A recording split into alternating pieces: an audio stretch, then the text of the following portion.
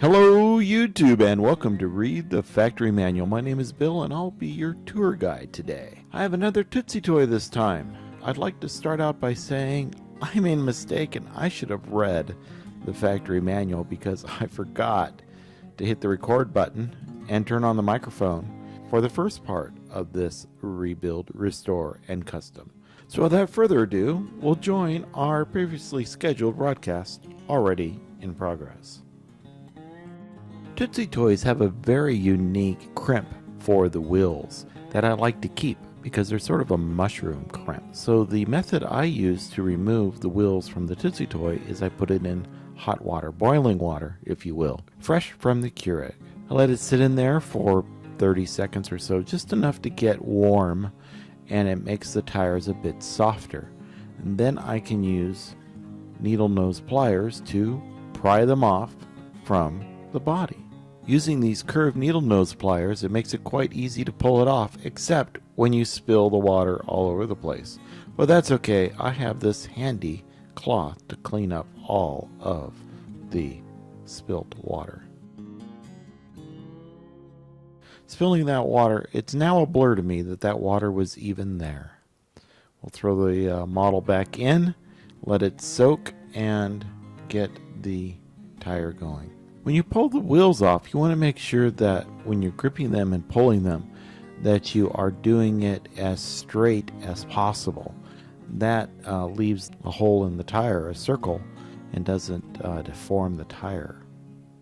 Alright, with the tires removed, the Tootsie Toy is now ready to get cleaned up a little bit.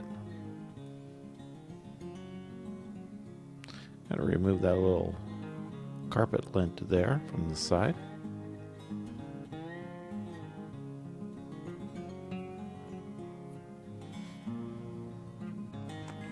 Now it's time for everyone's favorite part, stripping the car using caustic soda. I place the caustic soda in the 8-inch stein first, then pour the water in and give it a stir for luck. Then you just let it sit for however long you think it should take to remove all of the paint. In this case, it took about 5-10 minutes to remove the paint from the car. As a side benefit, it also does a great job of cleaning all the dirt off the car as well.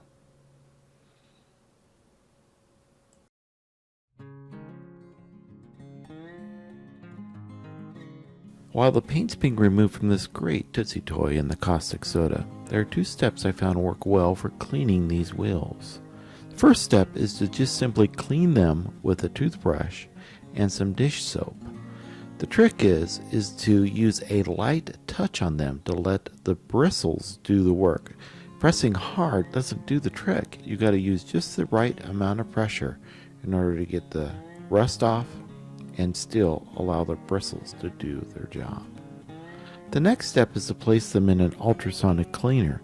I found that placing them in the ultrasonic cleaner underneath the basket works best, as these wheels tend to float to the top. So putting them under the basket keeps them submerged in the water, and it also provides the vibration it needs in order to do the cleaning. After stripping the paint from the model, some of the paint and corrosion still exists. Using a wire brush on the Dremel, I will remove the corrosion and the remaining paint.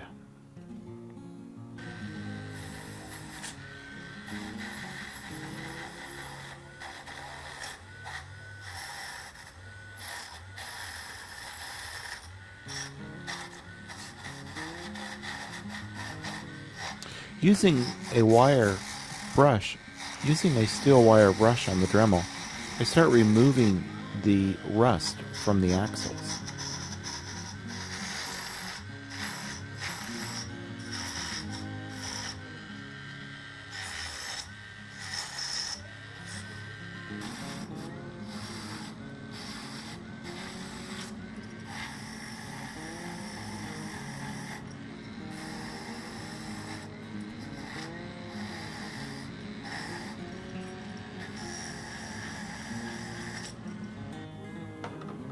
Now we'll start painting the model. I mixed up some Vallejo white and purple and created this, well, it's more of a pink than a purple, but it is a very light purple. I kind of like it. Sorry that I am not quite in frame here, as I wasn't really paying attention to the camera. I was paying more attention to the model.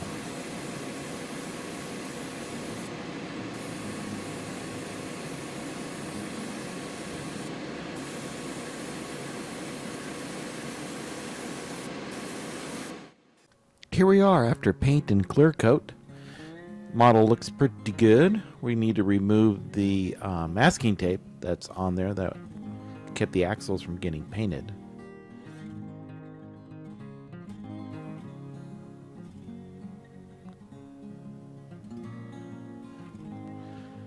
Looks like I still got a little bit of paint on the axles there. We'll have to remove that extra paint with the Dremel. That shouldn't be too hard, as the majority of the work is done cleaning those axles. I'll just need to lightly hit them with the Dremel to get rid of that paint.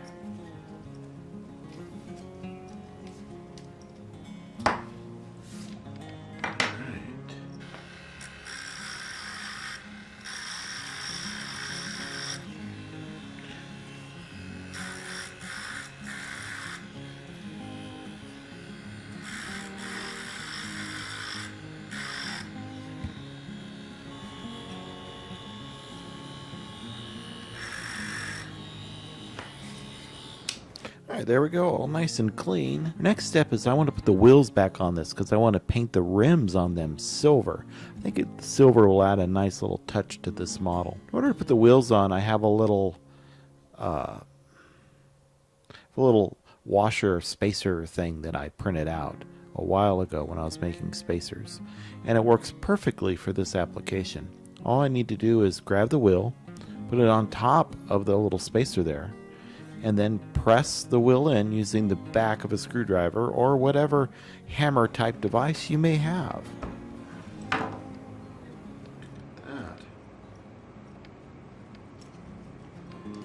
Next one. You do want to make sure you take the time to try to pick the better side. That'll be on the outside of the model. So put the bad side up and then press the axle into place. Now it's time to get these wheels looking spiffy. I want to use my silver paint that I like so much from Model Master, and I'm going to paint the rims silver. It's a pretty easy process. You just dip the paint in, and then with your finger you move the wheel around until you get a nice coat of silver on the wheels.